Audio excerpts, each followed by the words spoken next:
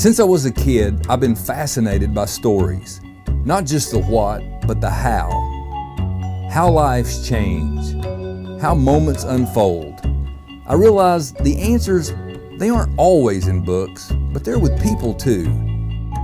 That's why we started this show, to uncover the extraordinary in the everyday, one story at a time.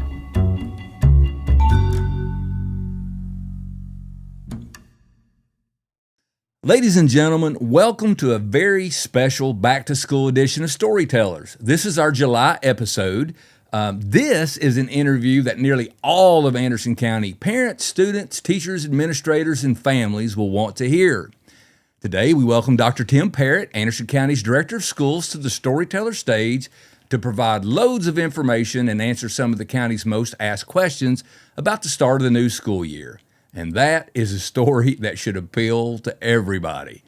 So, Dr. Parrott, welcome to Storytellers. This is your 10th year, right? This is my 10th year starting as director. Yes, 33 years as a employee of Anderson County Schools. Fantastic. A decade of being in the big chair. Does that chair get heavier every year? It does at that. It has changed a lot over 10 years. I bet it has. Yes. Well, let's just jump into this. I've got a list of questions that lots of folks have kind of expressed, because there are some changes with new laws and things that are going on. So we'll just jump into this, and I'll let you provide the community with some information that will be helpful as we get ready to roll into the 25-26 school year. Sounds So good. first and foremost, we usually have this big meeting to start off the school year every year, but it's not on the schedule this year. So what's up with that? Right. So as you know, we do a teacher survey every year. The state does one, and they allow the teachers to put comments on it and everything. And so, believe it or not, I read all those comments every year and go through them. And so one of the kind of themes I saw in that was, hey, we really like what we did last year. The speaker was great, but we really need more time in our classroom. And so what we decided as a leadership team this year is that we would kind of do something different with technology. We would kind of come to them to where they could watch it at their leisure time and not pull them out of that classroom and get to spend more time in their school and in their classroom. So we're trying something different this year. We'll see if it works. If it doesn't, we'll listen to the survey and we may try something different next year. Right. Well, I mean, using that flexible time, everybody watches whatever they want to watch on TV at their own time, so they can do this too. Exactly right. So over the last 5 years in our school system, we have had declining student numbers. Our enrollment is down. Yes. Can you talk about that? What are some of the causes? Yeah. So in Anderson County, when I took over as director of schools, we were almost 6,500 students, and that doesn't include pre-K and Head Start. If you put those in, there's about 300 more in there, so about 6,800. And so every year it declines. Now, believe it or not, COVID year actually went up, and so but it just keeps declining. I think that not having affordable housing in Anderson County is one of those problems. I think another problem, I don't say problem, another thing that's out there is we have a lot of kids that are going to online schools. And we have an online school in Anderson County. We average about 60 students in that online school, but it's only high school. And so you put that along with private schools, you've got the vouchers coming on. And so, every year it declines. Last year, our enrollment declined 175 students. And so what happens is those students don't come from one school. As you know, it would be great if they all come out of one class, you could get rid of one teacher, but they come from multiple places. And so that's always a concern, especially about budget, because when you start looking at that, a student generates about a little over $10,000 a year, about sometimes with federal money, almost $11,000. So you can see with 175 students being less, our budget is almost $2 million less. So how do we do that, and how do we keep up with salaries? Right. Well, and then you've got the governor's plan to get to $50,000 for starting, which we have already. Yes, you guys have already done that. Yep, we made that this year. Everybody got in the budget's a 3% pay raise. That's on everything. That's on their supplement, their extra days, their regular salary. And one of the things that when we really analyzed our salary schedules this year is we had thought about just giving a lump sum to everybody. But the problem was when you get our upper level teachers and our staff members, when they get 15, 20 years, our competitors, our Oak Ridge, Knox County, Rome County, all those others, they do a better job at that. So what we want to do is try to up that pay. So yes, we did reach 50,000. It did take some cuts to get to that, but I think you can never pay a teacher or a staff member what they're worth. They do a great job. Well, since we're talking about budget and money, let's go ahead and address this one. How does the school board go about building the budget every year? Because I know our overall operating budget every year, that number's bigger. Yes. I mean, like when I first became an administrator in the system, our budget was $60-something million. Well, I know that it's way more than that now. Yes. So how do y'all do that? So here's some things people may not know is in Anderson County, there's 3 different school systems. There's Anderson County schools, there's Clinton City schools, and there's Oak Ridge City schools. All 3 of those schools are funded by the county at the same level. So every student in Anderson County, whether they're in an Oak Ridge City schools, Clinton City, or Anderson County schools, Anderson County government with taxes and with property taxes and sale tax, they fund that. So as we look at our budget, as our enrollment declines, then our money declines. So that this year, for instance, when we had that decline in enrollment, Oak Ridge was pretty much the same, and they went up a little bit, and Clinton stayed almost the same, or they may have gained a few.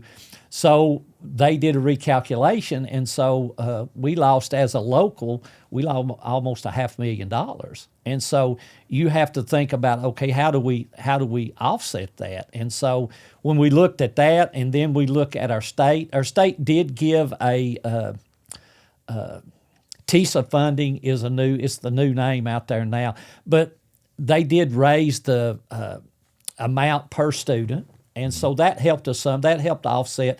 We got about $800,000 new dollars from the state, but all of that had to go into salaries because when you look at a 3% pay raise, overall for every employee, that's almost $2 million.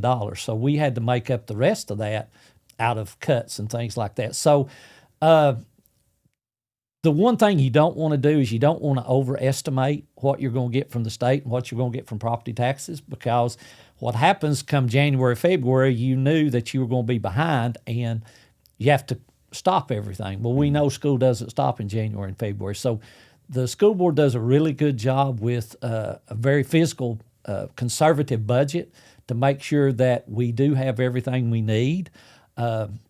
We have changed a lot over the school year too. Is we went to a lot more of site-based management. As you know, we send out money to the schools. We send it for just a little bit of everything, but we send it for music, art, PE, teacher supply money, and things like that. And so we send out almost $900,000 a year to schools just for them to do what they want to do with it. So it helps make sure those teachers have what they need in that classroom. So I'm you're exactly right. The budget does go up every year. Right now we're looking at, as you know, there's a lot of changes at the federal level. Mm-hmm. And so with our Title II money in Anderson County, that's about $260,000. That money's on hold right now. So we don't know if we're going to get that money or not. The Federal Department of Education has said they're doing a analysis of all of those funds. So we're kind of in a holding pattern, but school starts in a week and we've got people that'll be in those positions. So we're kind of figure out where that money can come from.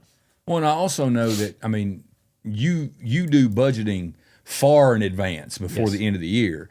And so I know you already had some things allocated when you found out about this difference in enrollment between Clinton and Oak Ridge and Anderson County. Yes. So you already had some of the budget done when you found out, oh, by the way, this money's not coming. So you had to adjust on the fly. We did. And you know, this year is a reappraisal for Anderson County taxpayers. And so that money has to be the same, so it can't go up from last year to this year. So we knew we were going to get the same in property tax and sales tax. But overall, our percentage, I think we're about 54. So every dollar that is in sales tax and property tax in Anderson County Schools gets 54% of that. So 54 cents of a dollar. Clinton gets about 9 cents, and the rest of it goes to Oak Ridge. So Oak Ridge is about 43 cents. So here's the thing with us when we think about budget is Anderson County Schools doesn't have the extra money that the city schools put with them. You know, in Oak Ridge, it's probably close to $20 million extra dollars. And they have 2 funding streams. Clinton City has 2 funding streams, and we have one. That's exactly right. Yes. Right. So every year, state legislature passed new laws on education.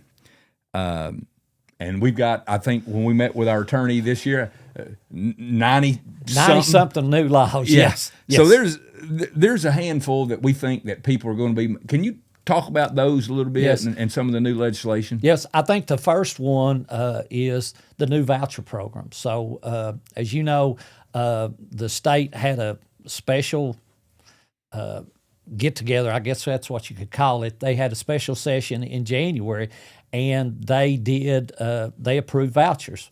Mm-hmm. And so there's 20,000 of them.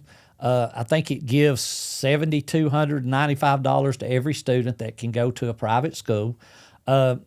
We've already been asked that question, does it go to homeschool parents right now? It does not. The bill, the way they put it, it was amazing because I go to Nashville and part of that group down there. And the homeschool parents were really adamant that they didn't want to be part of that. So I'm not sure about that, but I know that they had 4 or 5 people and parents that testified about that. But so that's kind of an unknown. Mm-hmm. We don't know where that's going to go. So I guess it's kind of one of those wait and sees. But as you know, when you lose students, you lose funding. So we've got to figure out about that. The other law, I think a big one is looking at is cell phones. So there was and it really wasn't cell phones. Everybody says it's cell phone, but it says electronic devices. Wireless communication. Yeah. And so that's a watch, iPad. It could be earbuds, all of those things. Game Boys, I guess they still have Game Boys. I'm telling my age now. But in Anderson County, our policy has been, last year, is in middle school, when you come in the door, you have your phone off and in your backpack and you don't use it. If there's an emergency, the teacher can let you use that. If a teacher needs to pull that out and do it for classwork, they do those things. But in middle school, they just don't do them. In elementary school, just to be honest with you, I don't know why a student in elementary school needs a cell phone anyway. Let them go outside and play. But we'll talk about that one in a minute. More playtime. More playtime. Yeah. But we had our meetings and met with the board and everything, and that policy at the middle school is going to stay the same. When you come into school, you put your cell phone away, and it stays like that all day during the class time.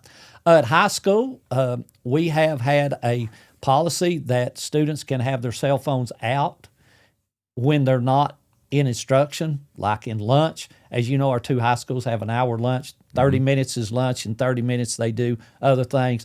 And so that policy is going to stay the same. We think we've done a great job with that. And when we talked with our principals, one of the things I do is I have a lunch and learn every year, and that's where I meet with a group of about 20 students from each middle school and high school, and I ask them all these questions, about cell phones and everything. And so it was amazing to find out that parents probably know this, but I think most of your high school and even your middle school, they've got 2 or 3 cell phones. So, when we looked at, okay, we're going to put them in a pouch or we're going to do all these things, well, when we've talked to the board, are we here to police students, or are we here to educate students? And our job is to educate students. And so we want a partnership with those students. And that's what they said is, when we're in a classroom and there's instruction going on and we're involved with hands-on learning, we don't think about our cell phones. And you'll have somebody that'll get in trouble every now and then, but I think overall our students have done a good job with that, and that's what they said. They said, hey, listen, if you tell us to put them in a pouch, we're going to put the other cell phone in a pouch, and then we're going to have the other one out.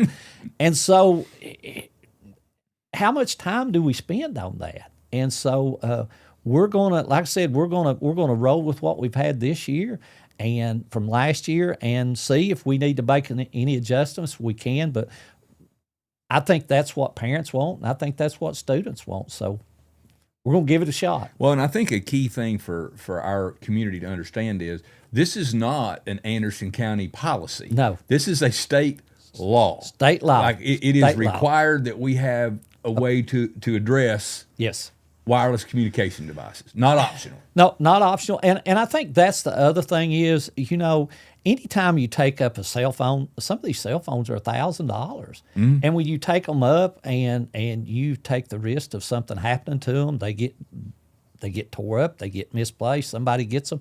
And so our job is, hey, if that student brings it to school, it's that student's responsibility. If they lose their cell phone, if somebody picks it up, they need to have it off and out of sight and know where it's at. And I think that's one of the things that we're going to stress with our students. Another law that is kind of our elementary schools. So at our elementary schools right now, they have to have PE so many days a week, but then they have to have unstructured playtime, outside recess. Well, there's a new law this year. It goes from 20 minutes to 40 minutes.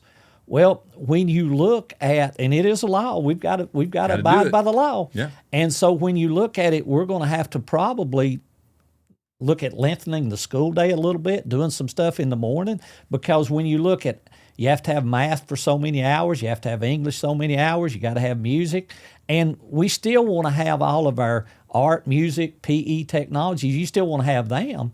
So we've got to figure out how to cram that 20 minutes into, pull it out of something else. So Katrina Oakley, our director of elementary, and her staff's done a really good job of how to manage that. So, well, and just to let parents know how the fine line that way, like this is what I remember. If my PE teacher is in PE, and let's just say, for simplicity's sake, let's say he's got the kids walking. Well, that doesn't count. No. Because he's in PE. But if I got a math teacher that takes them outside the PE room or gym and they're walking, well, that counts. Yep, it does. And I was like, unstructured. Same activity, just a different person in a different room. Exactly. If you're in right. this one, it doesn't count. If you're in that one, it does. Well, and here's the funny part about it too is, usually when I get in trouble, it's unstructured. That is true.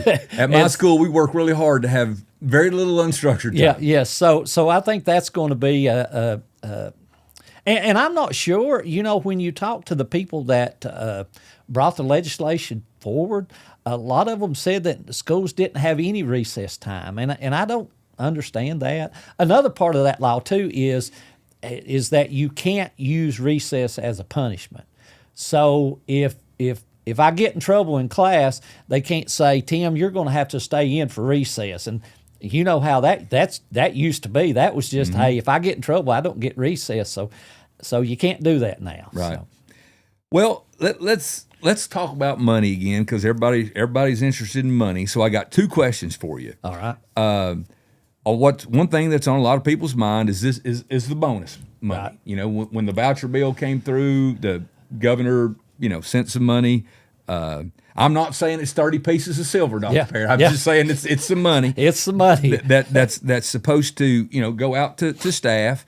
And then on top of that, talk a little bit about the raises too. So there's that bonus money, because I've already been asked about that from folks on our staff, and I know other people are interested. And then the raises. Yep. So with the voucher bill, there was part of the bill that teachers and they categorize that as teachers, and that's somebody that's in TN Compass, if for parents probably don't know it, but it's somebody that gets evaluated as a teacher, and their job is over 60 to I think it's 60% of the day is direct access with kids. So what that would mean is that would mean all your classroom teachers, your guidance counselors, your technology teachers.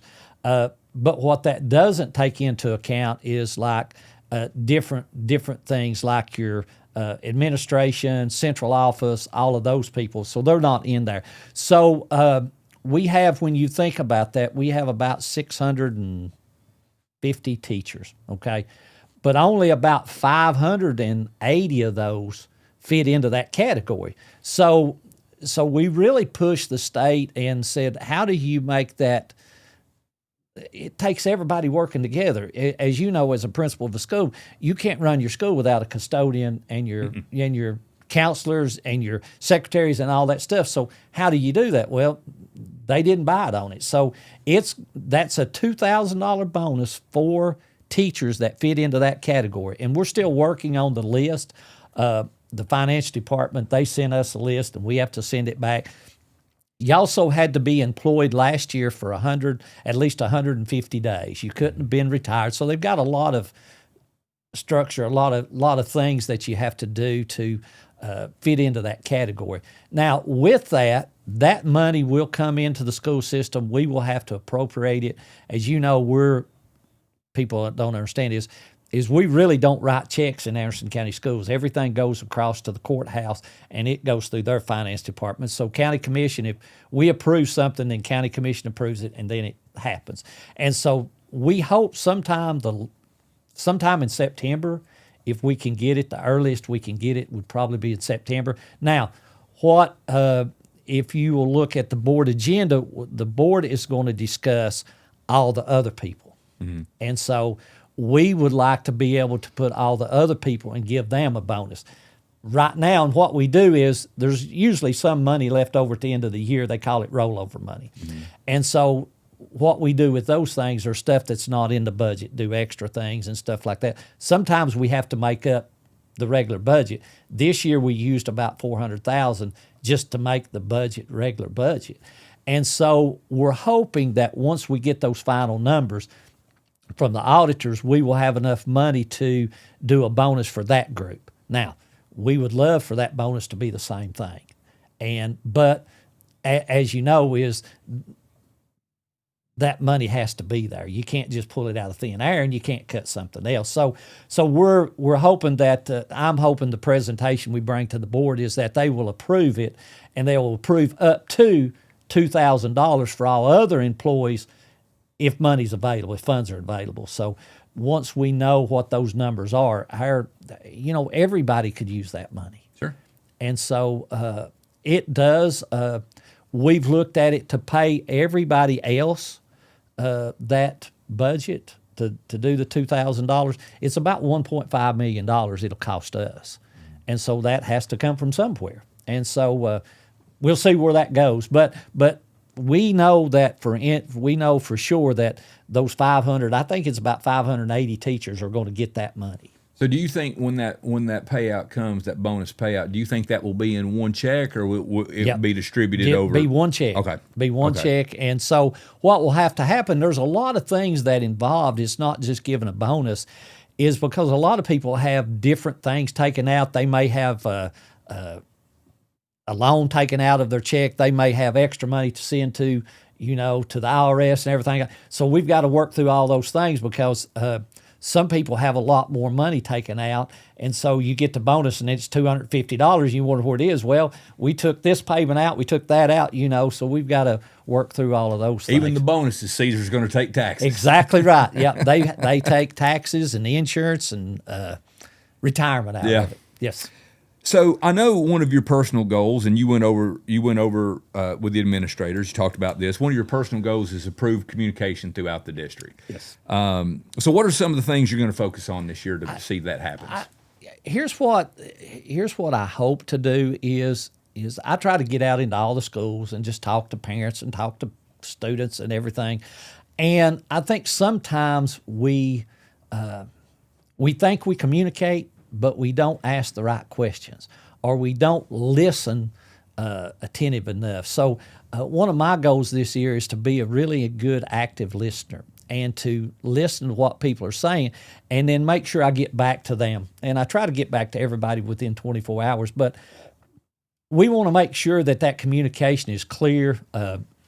Ryan Sutton, our director of communication with Anderson County Schools, does a great job with getting things out on Facebook and stuff like that. And that's where a lot of people get their information out. And so we're going to try to do a better job of that, trying to do some, maybe just some things that everybody doesn't know. You know, I think we do a great job with sports and when people are doing extra stuff and our contests and things like that. But sometimes it's saying, hey, do you realize that how much toilet paper we buy in Anderson County Schools, you know, and custodial supplies. People may not, but we spend over almost $1 million in custodial supplies a year. And so when you think about that, it just happens. So I think those are things we're going to do a better job with communication. I think trying to be that open door policy. As you know, I had teachers in my office yesterday. I've had a parent in my office. I have that open door policy and trying to be more approachable, I guess. When some people are new to the district, they don't know me. I've lived in Anderson County all my life, and most everybody knows me, and they know where I live. If they've seen on Facebook, my wife gives away so much food every day, you know, with everybody knows where I live. So just stop by, and I'm there. Yeah. So. Well, and I, as you touched on it, I don't know that people understand, like at my school, I mean, how much it costs to get the students to the building, turn on the lights, feed them, use the water, you know, electricity and all that. Yes. And that's before we provided a single drop of instruction. Yes. How much it costs just to get them there and operate the day. Yes. You know, it's quite a bit over the course of a year. Yes. Well, and I think that's the thing is when you look at the budget, when you look at a $78 million budget, and really and truly 85 to 87% of that budget is salaries and benefits. And then you look at another 10% of that budget is just like what you said, is just buses, electricity, water, all of those other stuff. Well, then when you get down to it, there's only a really little part of the budget that you could say, okay, can I use it for this or this? And so we have to make sure we manage that portion the best we can because everybody's asking for that portion. Well, every year you always have questions about your school calendar. Everybody's got a opinion about how that goes. Yep. So take a few minutes and explain to us how putting together the calendar and how that works. Yep. So every year we work with our ACEA, which is the teachers union, and work with them on our calendar. And as for people new to the district or new to even our new staff members, I really think we got a great calendar. Teachers come back next week. First day of school is August the 4th. I think on that day we had been doing some staggered starts, and so that kind of changed. And we still do staggered starts in middle school and high school. They do one day, so sixth graders come on Monday. Everybody else comes on Tuesday. For high school, freshmen come on Monday. Everybody else comes on Tuesday, and we start. At elementary school, everybody comes that first day. Now, kindergarten has a staggered start, and the teachers will reach out to them. But I think we do a great job on that. People, and again, communication. I took it for granted. Everybody knew why we got out early on Wednesday. And I had somebody say, well, why do they do that and everything? So that started about, it's been 15 years ago, I guess. It's been a long time. So one thing we have to do is, believe it or not, parents, teachers are parents, and teachers have lives outside of school system. So we wanted to figure out a way to where we could train our teachers. We could give them time each week to do the professional development and still have time for other things, baseball games, going and getting your toes done and things like that. And so we started that, and it does a great job. So we spend 2 hours a week. Teachers and all staff stay over longer on Wednesday, and we get that 2 hours every week just to focus on student success. We pull the data in. We pull in everything that we can. We look at instruction. How did this instruction go? It didn't go well. What can we do to change it? How do we need to reteach? And I think that Wednesday, really and truly, it's not we get to the end of the year and we do that autopsy and said, oh, well, we should have changed it back then. It's right there. It's like going to the doctor's office. You get that diagnosis right then and we can fix it. We don't have to wait till we're in ICU. And I think it's really done a good job. The other thing is fall break. We have a whole week at fall break.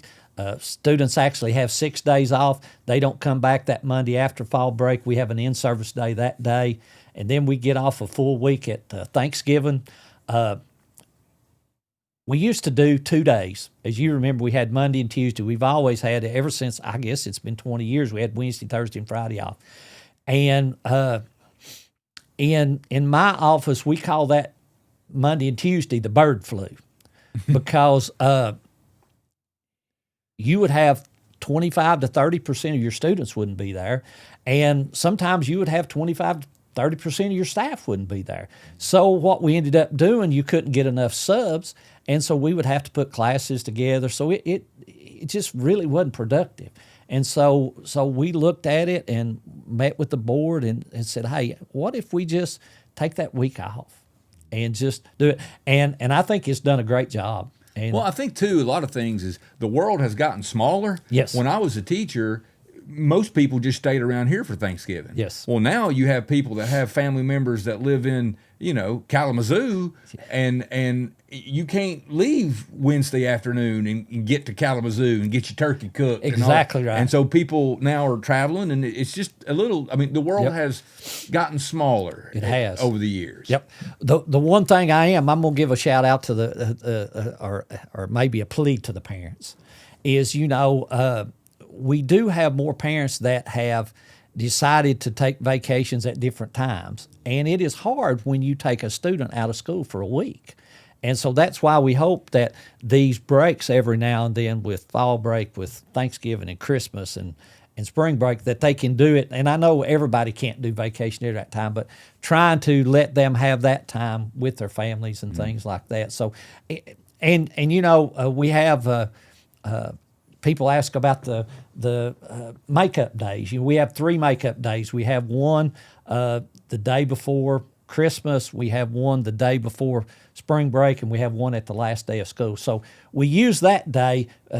Teachers still come in, buses don't run, but if a student needs to come in and make up work on that day, we're there for 3.5 hours, and we can, whatever they need to do. So we kind of have that time for everybody to just kind of finish up at a block of time at the end of a semester, at the end of 9 weeks. Right. You mentioned earlier in our interview, you mentioned the voucher program. Yes. Obviously this applies to the entire state of Tennessee, but specifically, how do you foresee it impacting Anderson County? I think that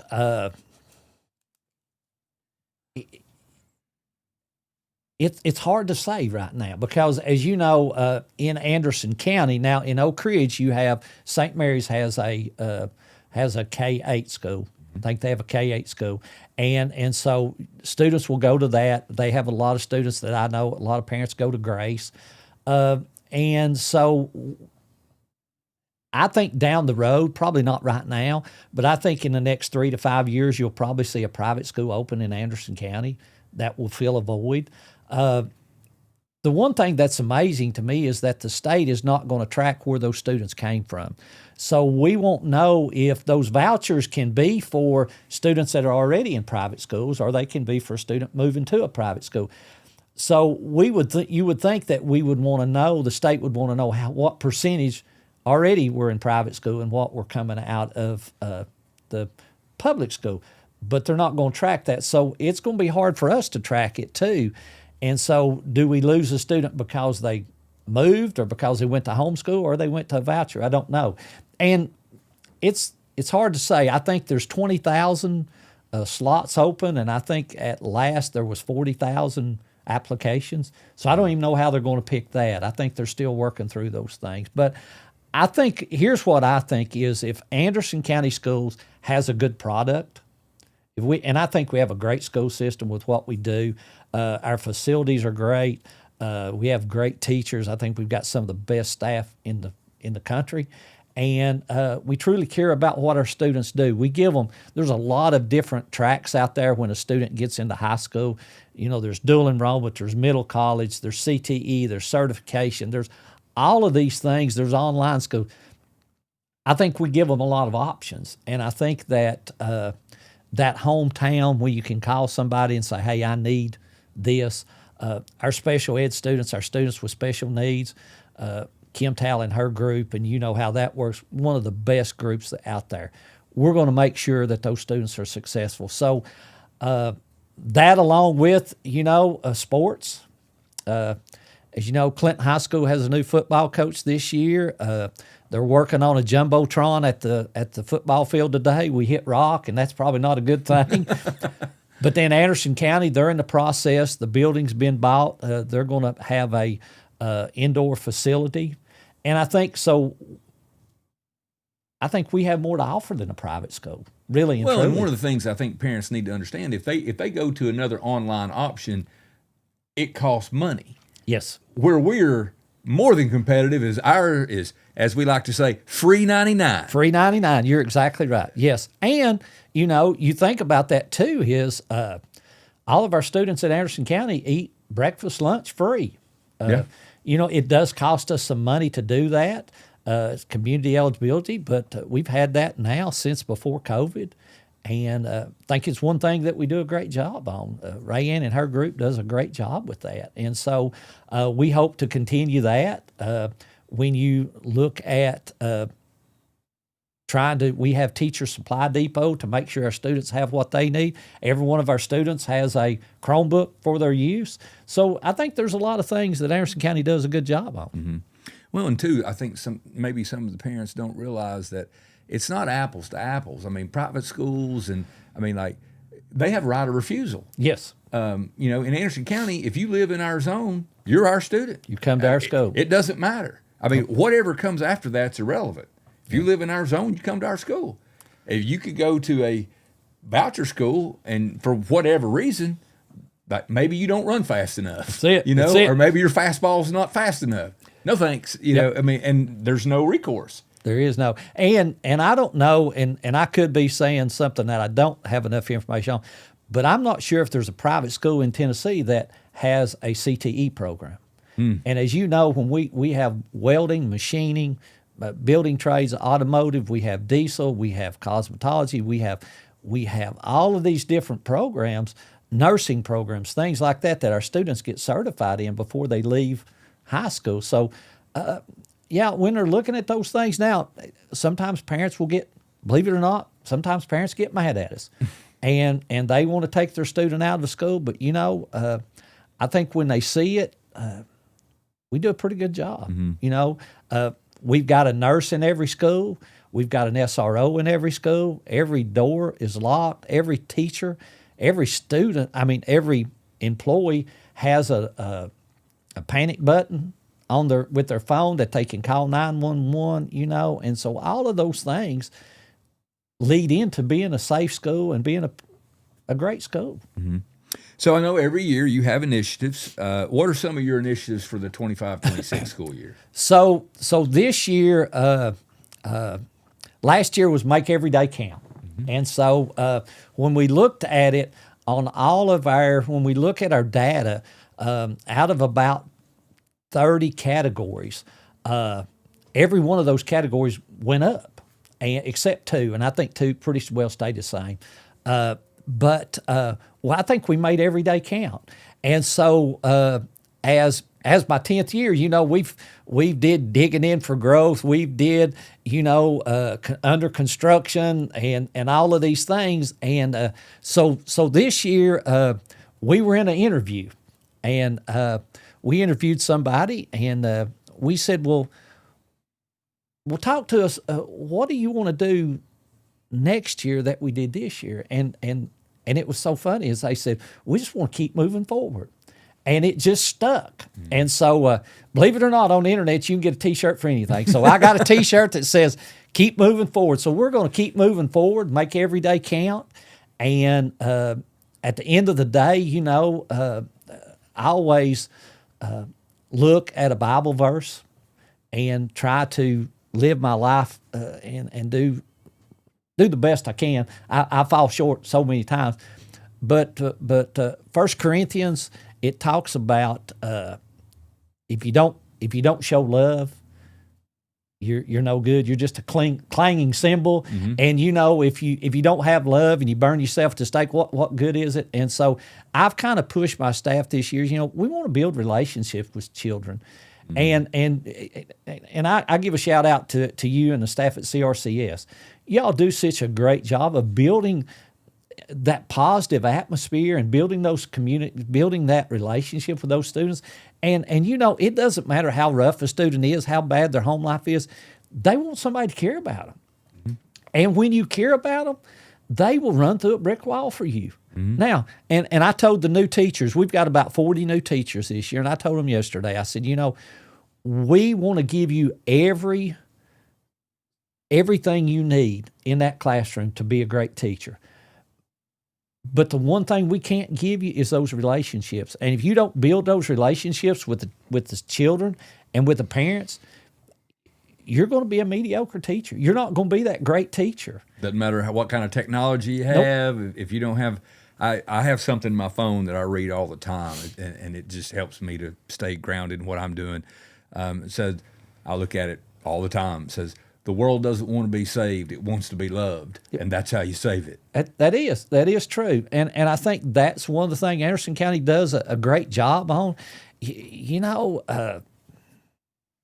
just teach school. I mean, there's been so much confrontation out here about all of these things, and with woke and with all that. I don't know what and bottom line is we just want to, we want to build relationships with kids, and we want to make them successful. And when we talk about our motto, we want to challenge, support every student every day. And I think when we do that, we do a good job. Now, one of the things I told them is, we're like a train. We're on the track, and the problem is if you the train gets off the track, it can't move. Mm-hmm. And we want to stay on the track, and that track is when students graduate, they've got the knowledge and skills to be successful. And I think when we do that, we've done a great job. And if we can love on them along the way and win a few football games and do that other stuff, I think it's going to be a great year. You mean people keep up with those football scores? Oh, yes. I think they do. Everybody asks me about the recruiting budget. We don't have a recruiting budget in Anderson County. Well, what are some of your goals for the 25-26 school year? My main goal is, and we've had this goal for 3 years, is we want to see with our TCAP test and our algebra test and things like that, we want to have above 50% of our students that have met or exceeded that goal. And we're getting close. We're really close in some of them. The problem is sometimes we get really close or we get to that and the state moves the goalpost, mm-hmm. And so once so many percentage of the state gets above 50%, they move the goalpost. So we want to be above that. We want to be above the state average. I think we do a good job with that. As you know, we've got a graduation rate of over 95%. But we still lose some students. Some students come to us late and they bring baggage, and that's why those extra programs like CRCS, the online academy, the Bridge Academy, things like that, we have to have those things. Those things cost money, but we have to have them if we're going to make every student successful. So that's one of my big goals, is that 50%. The other goal is it's something every year, is safety. I want to make sure our students feel safe, that our parents know that they can trust us, and that when they drop their child off at school, they're going to be safe. They're not going to be in a hostile classroom.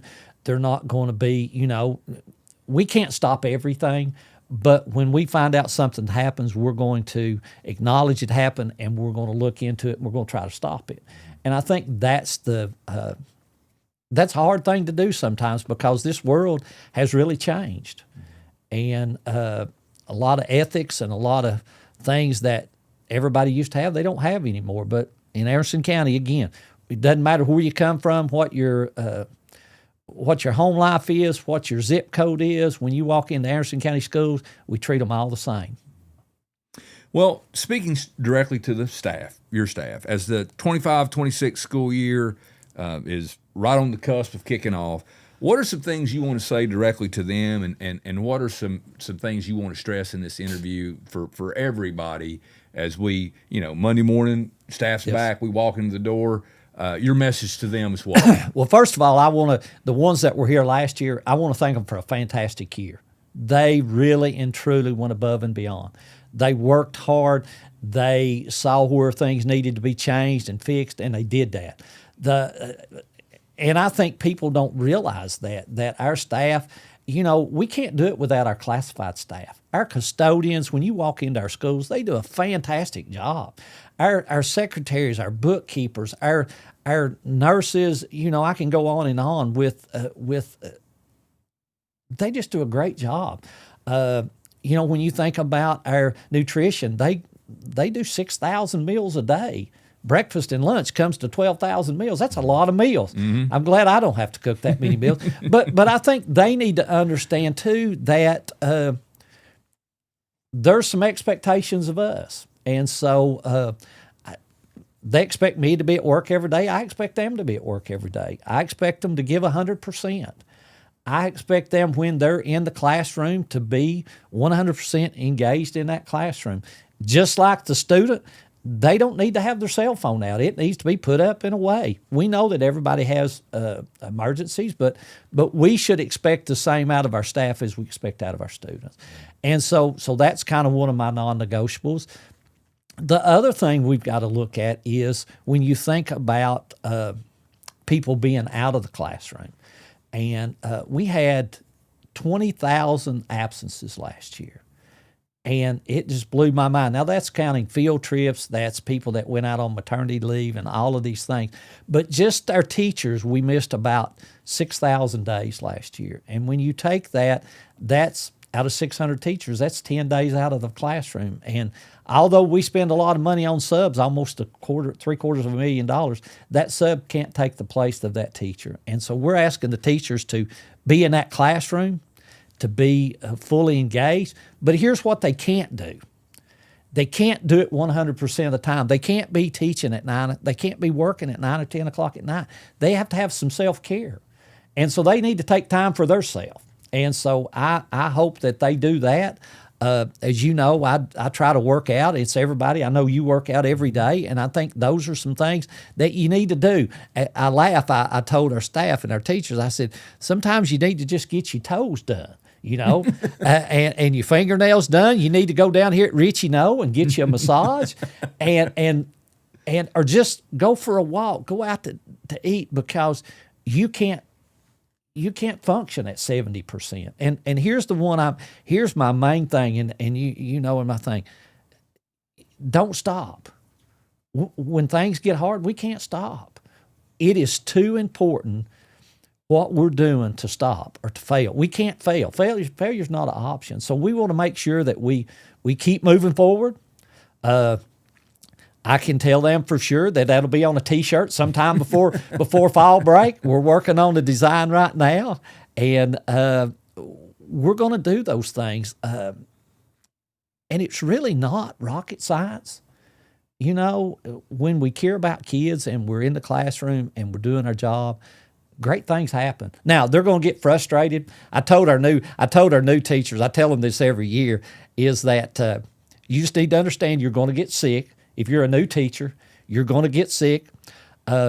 Chances are by Christmas you could probably eat roadkill and it wouldn't bother you because you've had everything exposed to everything in the world, yeah. And so, but listen, we've got a great group of new teachers, and so we're excited about those things. And I don't know, I get excited about school when I have granddaughters that are going into freshmen at Clinton High School.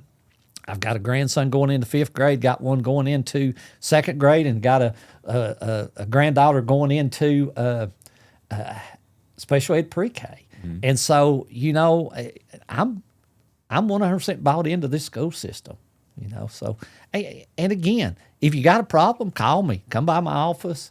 And as I tell people, I have to have great people around me, because if they I'm not the smartest person in the room, and I know that, and I want to have help. And if I make mistakes, we figure them out and we move on. But I think that is that safety of our students and our staff that keeps me up at night, knowing, hey, how do we do this? And we spend a lot of money on that with our door locks and things like that. But you want to be prepared if something does happen, but we hope it never does happen. So we spend that good money hoping we never use it. That's true. Kind of like insurance. Exactly right. The best insurance policy is the one you don't use. Exactly right. But you always got to have it. Yes. Well, Dr. Parrott, thank you for your time. I know this is a busy time for you as we all get ready to kick in a new year. And as you said, this is year number 10, a decade as our director. Yes. So thank you for taking time out of your day. And to Anderson County's families, teachers, I hope Dr. Parrott has addressed many, some, maybe all of your questions. But as a practitioner, I'm looking forward to the 25-26 school year. Hope you guys are too. If you have any questions for Dr. Parrott, as he said, you can email him, you can call him, get your answers from him, or you can call your students' school. Principals are back in school, ready to answer questions. So we appreciate your all support as we start the new school year, because it takes all of us to do this job. Once again, thanks to Dr. Parrott. And again, this is our July episode of ACTV Storytellers.